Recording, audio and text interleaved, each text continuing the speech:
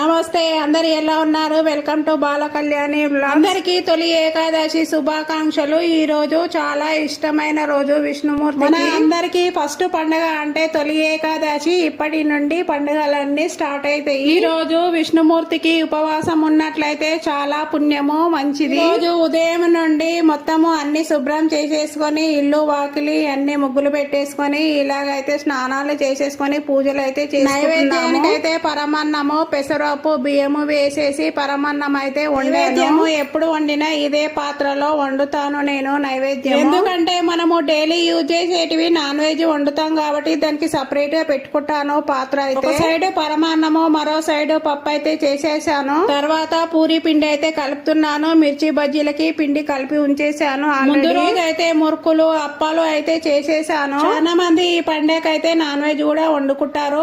మేమైతే స్వీట్ అన్నంతోనే నైవేద్యం పెట్టేస్తాము. నేను వంట చేసేస్తుంటే మా ఆయన అయితే పూజ చేసేసిండు. విష్ణుమూర్తి విగ్రహానికి అభిషేకం చేసి పూజ అయితే చేసేసి నైవేద్యం అయితే పెట్టేసిండు. ఫస్ట్ పూజ తర్వాత మా పెద్దలకైతే నైవేద్యం పెట్టుకుంటాము. ఇలాగా స్వీట్ అన్నంతో మనం చేసిన వంటలన్నీ ఇస్తరాకు పైన పెట్టేసి నైవేద్యం అయితే పెడతాము పెద్దలకి. దేవుడితో పాటు మన పెద్దల దీవెనలు కూడా ఉండాలి. అలాగే నా వీడియో నచ్చితే లైక్ చేయండి, షేర్ చేయండి, సబ్స్క్రైబ్ చేయండి.